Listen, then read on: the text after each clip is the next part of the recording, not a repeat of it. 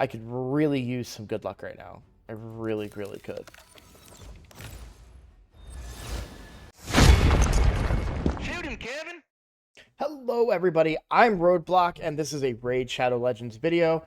We are back on the free-to-play, and we have a lot to talk about.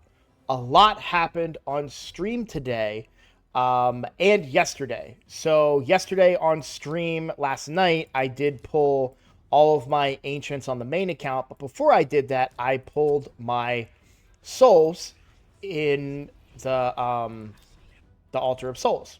Now that video, I don't think I released it. Nothing happened.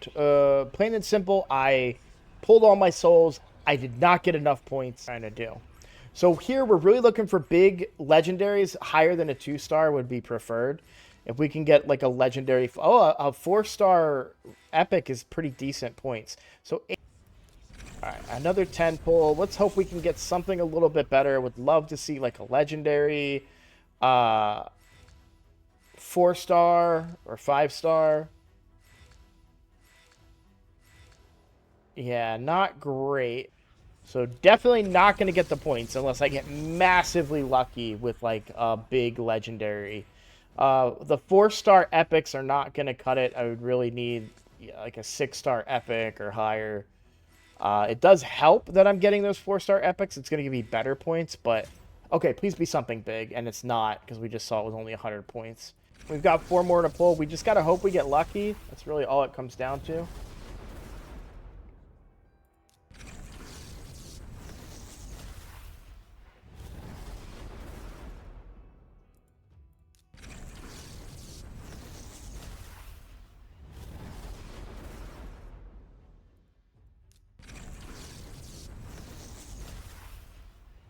Yeah, I was kind of worried about it. Not get enough points. Well, today on stream, I was very bored and frustrated with a few different events that happened, and so I took my anger out on my souls. And screw it.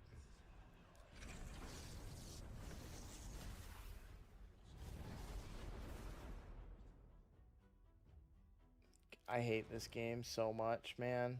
I really do.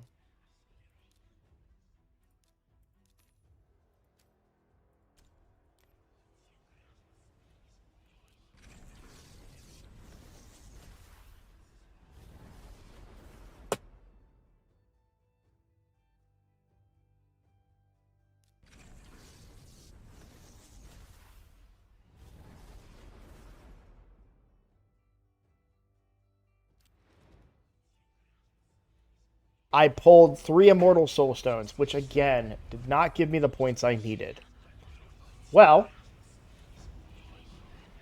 I said forget it. Let's pull that Eternal Soulstone.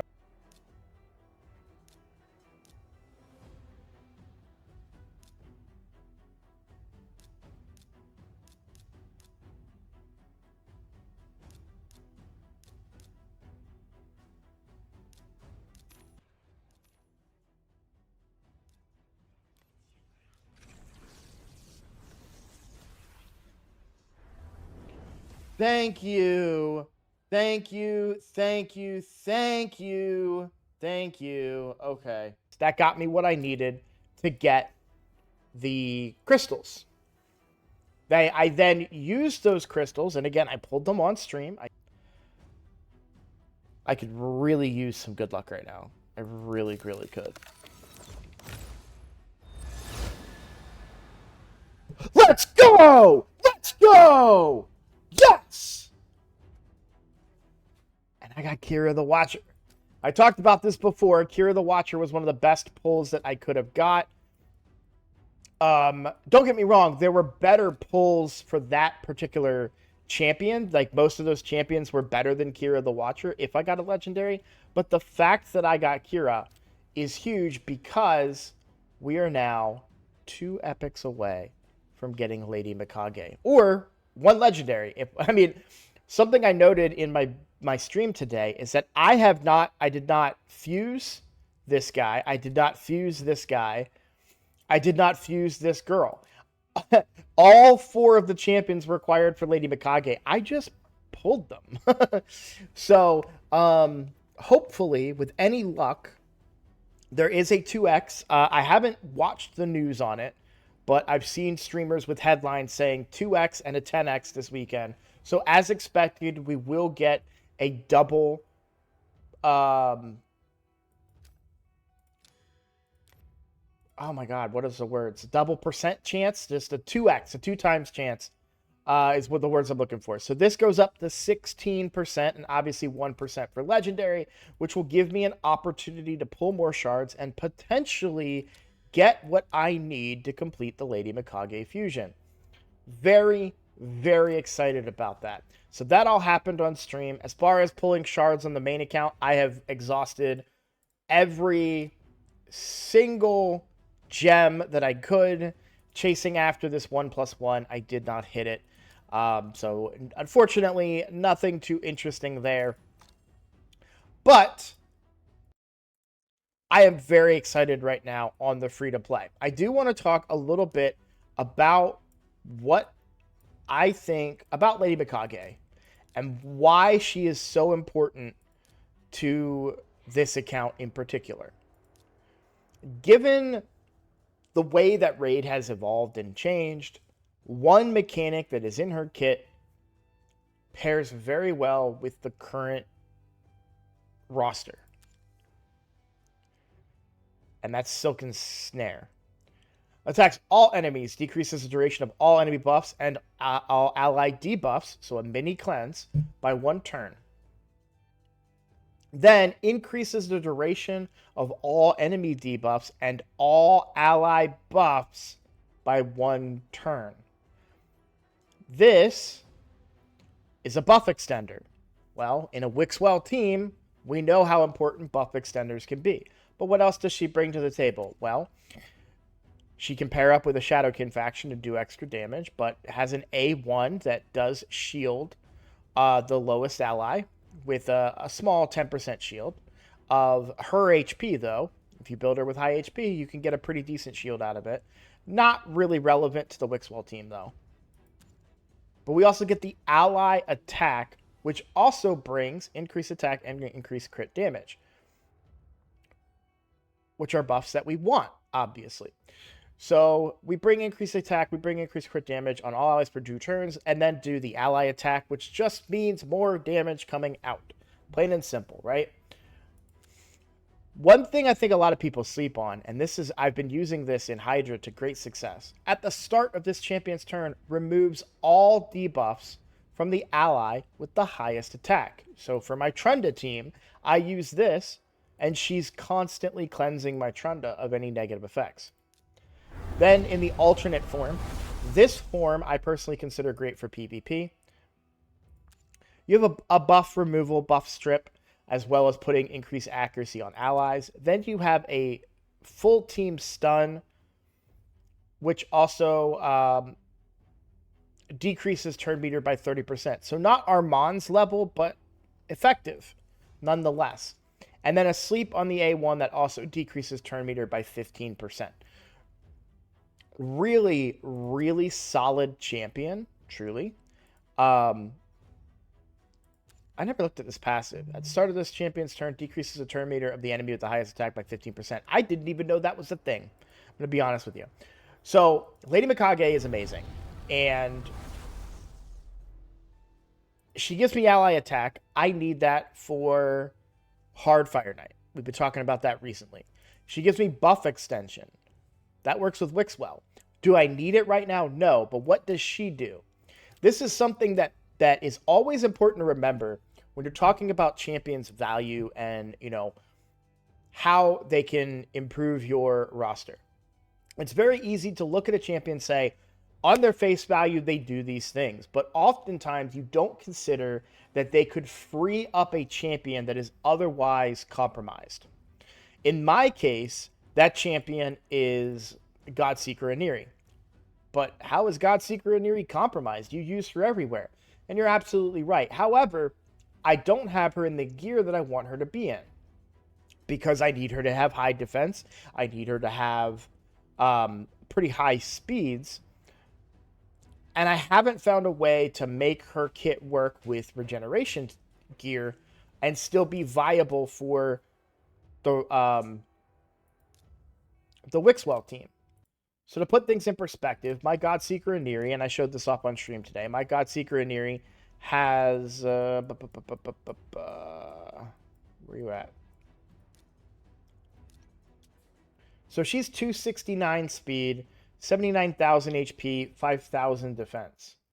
So for me, on this account, obviously we're not hitting those goals, but I'm also not in regen gear, which is one of the bigger issues that I have. What I really want to be able to do is to put her in regen gear and then use her in Sand Devil. The problem is that putting her in regen gear may affect her speeds. It may take her out of the... It's not an official speed tune, but I do need to keep their speeds close. So if I was to alter her speed in any way and make her too slow or too fast for that team, specifically the clan boss team, that could have a major impact on the performance of that team. And so basically my point is that I need to free her up from that team. So that increases Lady Mikage's value even more than what it already is, because that will also free up my Godseeker Aniri. Now, I've toyed with the idea of using other replacements, right? I do have other champions in the roster that have buff extension, increased buff duration, right? I do have Bambus, for example, and I do have Sandslash Survivor as well that could do that same functionality. However, I ultimately don't really want to build... I suppose building... I like the idea of building Lady Mikage for the clan boss team, but also for every other area of the game. And she wouldn't need regen gear for any of those particular areas of the game, where Godseeker really needs regen gear to function properly in Sand Devil. So that's why, that's kind of the difference there. Like, I can build Sandslash Survivor and only use her in Clan Boss, or I can build Lady Mikage, use her everywhere, or build Bambus and use him everywhere. So what is going to determine this direction will be this weekend. Ancient Shard Pull during a 2x event. I'm going to have to make a lot of room on my account. Good news is we have a champion training tournament coming up tomorrow. Tomorrow's champion training tournament, I want to be clear about this. This is a bit of a bait, so be careful. Why is it a bait? Well, I saw someone in my comments today, or in my chat rather, during my live stream say, I'm so excited for this champion training tournament. I really want to get Korugar Death Bell. And I said, oh, that's cool. You don't have to win it, right? And they were not aware that to get Korugar Death Bell, you don't need to go up here. You need to win the entire tournament. This is very hard to do. Now, champion training is a little more balanced than other tournaments. Let me be clear. Your odds of winning are 1 in 100, and you're talking about a massive resource dump right before a new fusion. I would not recommend going for it. But if you were to go for it, not only is it extremely time-consuming, not only is it extremely difficult because you have 100 other people who can put as... You may not be willing to put in as many resources as they are. There's also snipers that'll wait until the very end and snatch it out from under you. People can put money, buy energy, buy gems, buy all sorts of stuff to boost their ability and just ruin your chances of getting that. So I think it's a bait. And there's been a few different discussions in my Discord. One of the members of my Discord had said, you know, oh, they're trying to do this as a catch-up mechanic because they didn't make enough money during the Incarnate fusion, which I can kind of understand. But I also wonder just a little bit. I wonder if the next fusion might be really good too. So if I was making a game like this, right? Yes, you could do like events that people will spend money in after you didn't make enough, but what I would look at and say, okay, let's try and drain the money before, or try to drain people's saved resources, is what I meant to say, before we offer them a really, really good fusion. And in that really, really good fusion, we make it difficult and possibly require people to spend money to get it if we make it a good fusion. So I'm kind of saying this because we haven't had a void legendary fusion in a minute. I don't know if I'll be able to pull this up fast enough.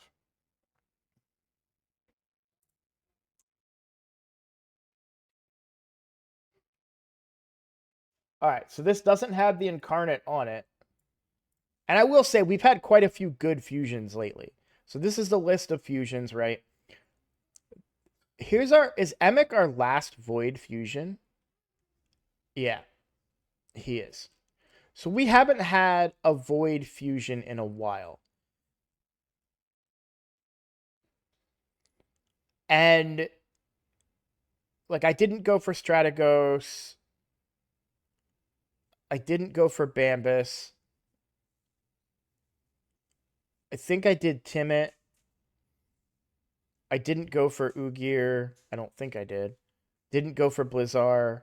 I'm talking on the main account right now. I did do Zinogre because I think she was a fragment fusion. I like going for fragment fusions because I can then spend those fusions to get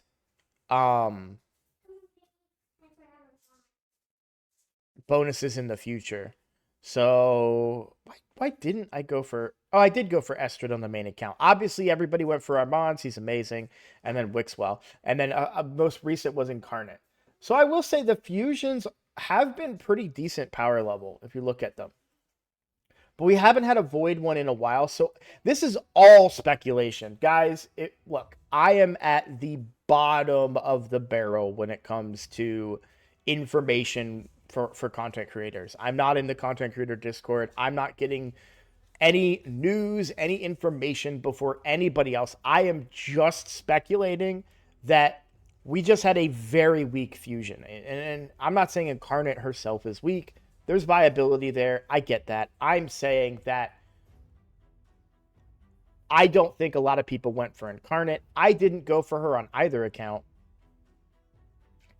So there is a possibility that the next fusion might be stronger, which is what I'm hopeful for. I also think that I don't think maybe they realized how good Wixwell was going to be. I think that was a bit of a surprise to Plarium, just a little bit. They're letting it go for now, and I hope they continue to, but I think they were surprised at how good Wixwell really was. I think that there was a community involvement event, and they were like, oh, yeah, we'll offer them these things, and then we built a champion that was kind of broken. So I don't know. I could be completely wrong. The next fusion could be trash, but I'm excited for it. So obviously I'm already going to be saving resources for that fusion, but I think that if you're on the fence, I would recommend saving and erring on the side of a fusion being better. And this has been a topic a lot recently. Why are fusions worth it? I think this is so. Somebody asked me today, okay, should I pull 50 shards during the 1+1? I think I'm at my mercy. Or should I go for the fusion? And I made this argument to them because they didn't know what their mercy was. They said, I think they said they pulled based on the numbers they gave me, I estimated their mercy to be about 100. So for those of you that don't know, your mercy kicks in after 200 shards without a legendary. 200 ancient shards to be more exact. So it'll go up by plus 5%. So 220 shards is usually the max, or somewhere in that range. It's probably like 222 or something. I don't know. It doesn't matter. The point is that they were still pretty far from mercy. And a lot of people tend to talk about mercy in the terms of like, well, I'm 100 into mercy. Like, I'm close. It doesn't matter. Your chances are the exact same until you pull shard number 201. There is this like flawed logic that I suffer from too, where it's like, well, I'm already 100 in and I didn't get anything. So I'm bound to get something in the next 50 shards, right? There's no guarantees. It's still a 0.5% chance until you mercy gets involved and that chance bumps up much quicker, right? That's why it's important to wait till mercy to pull during a 1+1 event, which is what we call this, where you pull a legendary and you get an extra, right? The thing of it is, like, let's say that you wait, okay? Let's say you have 50 shards to pull during the 1+1 event, and you're a early game or mid game account, you need legendaries, right? You could pull 50 shards and get nothing, obviously, right? Or you could pull 50 shards and get a legendary that's terrible. Just a bad legendary, you're never going to use them, right? Or you can save those 50 shards and invest them in a fusion whose power level you know. So think back, if you've been playing the game long enough, think back to Armands. If you spent all your shards before Armands, and then they introduce Armands, who was a game-changing fusion that will completely enhance any account that he's on, open up just every aspect of this game, right? That's what he's capable of doing. If you were saved those 50 shards and could have put those towards getting Armands, good, great. If not, your odds are still the same after Armands to spend those 50 shards. Or, sorry, let's say it wasn't Armands. Let's say it was Incarnate. Let's say you saved 50 shards, Incarnate showed up, and you said, well, that's not worth my 50 ancients. I don't like this champion. And so you just said, cool, you waited, didn't get it, and then at the end of the fusion, go for another 1+1 then or something, like, that's my logic behind saving. My logic behind saving is that when the fusion comes up, if it's bad, use the resource, then you still have 50 shards, right? Like, if you don't save and the fusion is good, you've lost everything. You've lost twice. If you didn't get a legendary on the 50 shards and you can't go for the fusion, that's a lose-lose. Okay? Or you pulled a bad legendary and can't go for the fusion, that's a lose-lose, right? If you save the shards, but the fusion is bad, you still have 50 shards. You haven't lost anything. You lost some time, but you still have the value of those shards in your account, and then you can apply them again. Whether you wait for another fusion, or if you see another really good event. Perhaps there's a summoning event that gives you, like Padric. Padric is an amazing champion, very, very strong champion. One of my favorite champions in the game right now. I don't remember how exactly we got him, but he was in a like Heroes Path event, if I recall. I don't know if it was based on summoning or if it was based on grinding or souls or something. I truly don't remember, but the point is that there are other champions that are offered. So maybe those 50 ancients turn into a really good epic, or maybe they maybe they do a guaranteed summon for 40 ancients or 50 ancients to get one of the fusion epics. Sorry, I'm on the wrong account. I don't have any of the fusions left. Like one of these epics, right? So I always think that saving shards is better. And what prompted this was the conversation in chat today during my stream. So sorry for the little roadblock rant there, but I did want to share my thoughts on that because I think it's important distinction if you are trying to pull for the double legendary event versus saving for the 2x with the 10 times chance. Now that likely will not be part of the upcoming fusion. That's important distinction as well. Do you want to save during that event? Now, for me, I will be spending, but that's because I have 11 sacred shards. So any fusion summoning event, I'm going to be hooked up for. I'm good. So I'm willing to risk my ancients, all 111 of these, because I'm chasing epics. Hey, what's up, everybody? It's Roadblock from the future here. I had to cut into this video and correct the time that I'm going to be pulling ancient shards. My original plan was to pull them Friday morning, but I have plans that morning that I forgot about. My wife reminded me, so I am going to have to pull those shards Friday night at 10 p.m. Eastern Time. I'll be pulling all of my ancient shards right here on YouTube. So come check that out. Just a reminder, I do gift memberships during my live shard pulls. So if I pull a legendary, I will gift a membership in chat. So there's an opportunity if you're interested in a membership or you want an account takeover. There's a chance that you could become a member that way and then get a free, if you will, account takeover, right? So it's a great opportunity for everybody, but it's also just a fun time. We get to chat, we get to have fun, we get to joke, you get to enjoy my misery or my elation, if that's the right word, right here on stream. So here on YouTube, Friday, 10 p.m. Eastern Time. I hope to see you guys there. And I'm also going to call that a video. I've kind of addressed everything that's coming up, I think. Let me just check the raid calendar. Yeah, I think I've addressed everything. So those are just my thoughts on everything. By the way, like I said, no insider information. I'm hopeful this upcoming fusion will be really good. We don't know. It could be bad. But those are my thoughts. So thank you all for watching, and thank you all so much for the support.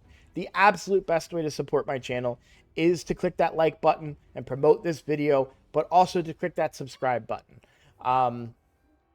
Just frankly, that helps build up my numbers, helps build up my reputation, gets more eyeballs to my channel, and also builds up my legitimacy as a content creator. That's going to help me in the future as I progress and try to do collaborations and stuff with other content creators. So it also makes me more marketable to advertisers and things like that, so that I don't have to beg you guys for memberships and for donations, right? So, all right, guys, thank you for watching, and I will see you in the next one.